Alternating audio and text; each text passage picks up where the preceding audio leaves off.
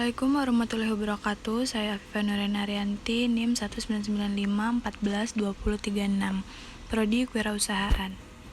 Hai guys, saya akan review setiap materi tentang mata kuliah bisnis kreatif yang saya pahami. Selamat mendengarkan. Oke, langsung saja. Materi yang pertama yaitu pengenalan analisis risiko bisnis. Risiko usaha adalah sebuah tindakan yang dihubungkan dengan suatu kemungkinan munculnya kerugian yang tak terduga dan memang tidak diharapkan terjadi. Kemungkinan munculnya risiko pada bisnis memang bisa muncul dari berbagai faktor seperti manajemen, sistem perusahaan, serta strategi yang kurang baik. Selain itu, risiko pada sebuah usaha juga bisa muncul dikarenakan oleh faktor individual, faktor individu maupun karyawan. Lanjut yaitu konsep risiko. Ada 3 hal yang memang mempengaruhi risiko yang terjadi, seperti yang dikatakan oleh Abah Salim, yaitu adanya ketidakpastian secara ekonomi atau bisa disebut dengan economic uncertainty cost.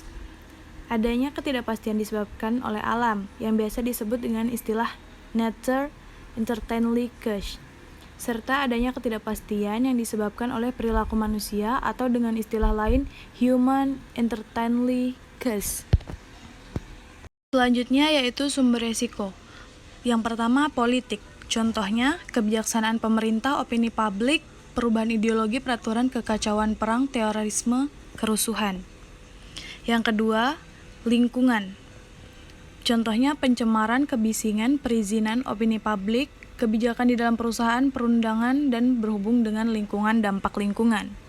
Yang ketiga yaitu ada perencanaan. Contohnya, syarat-syarat perizinan, kebijakan dan praktik, tata guna lahan, dampak sosial dan ekonomi, pendapatan politik. Terus selanjutnya yaitu pemasaran.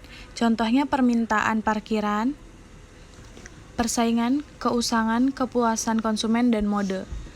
Yang selanjutnya yaitu ekonomi. Contohnya kebijakan keuangan, perpajakan, inflasi, suku bunga, nilai tukar. Keuangan, contohnya kebangkrutan, keuntungan, asuransi, risk, dan lainnya. Kita lanjut ke tipe-tipe sumber. Yang pertama yaitu manajemen risiko operasional. Manajemen risiko operasional adalah manajemen risiko yang disasarkan pada terjadinya permasalahan-permasalahan usaha yang muncul akibat faktor internal, seperti kinerja pegawai yang rendah, sumber daya yang kurang berkualitas, terjadinya bencana, modal tidak sehat, dan lain-lainnya. Yang kedua yaitu manajemen hazard. Manajemen hazard adalah jenis manajemen risiko yang fokusnya pada masalah yang potensial membuat perusahaan gulung tikar. Biasanya problem usaha yang dideteksi adalah masalah-masalah yang besar dan berbahaya.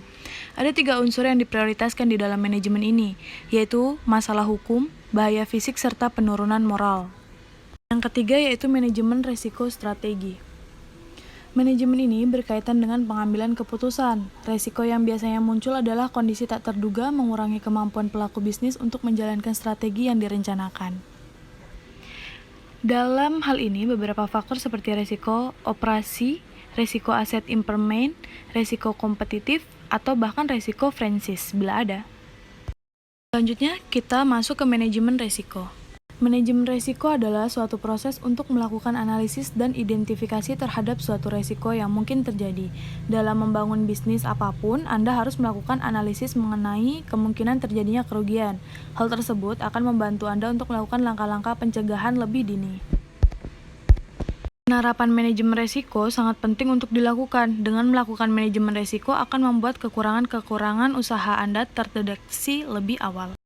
Lanjut, kita ke teknik pengelolaan risiko. Teknik pengelolaan risiko ada 4, penghindaran risiko, penanggungan atau penahanan risiko, pengalihan risiko, dan pengendalian risiko. Kalian bisa baca penjelasannya. Lanjut, kita masuk ke mode risiko proyek keuangan. Risiko keuangan sangat berkaitan dengan keuangan seperti pengaruh transaksi dalam neraca, kewajiban kontrak kerja, jatuh tempo pembayaran utang, risiko likuiditas perusahaan, dan hal-hal yang mengurangi fleksibilitas keuangan. Identifikasi ini dari pengelolaan risiko dikenal dengan manajemen risiko secara formal, konsisten, dan komprehensif sehingga terciptalah manfaat yang diraih. Dan materi terakhir yaitu kualitas dan risiko. Risiko dapat dikategorikan menjadi risiko murni dan risiko spekulatif. Risiko murni merupakan risiko yang dapat mengakibatkan kerugian, tetapi tidak ada kemungkinan menguntungkan. Sedangkan risiko spekulatif adalah risiko yang dapat mengakibatkan dua kemungkinan, merugikan atau menguntungkan. Ya, itu tadi materi yang bisa saya bawakan. Semoga bermanfaat dan terima kasih.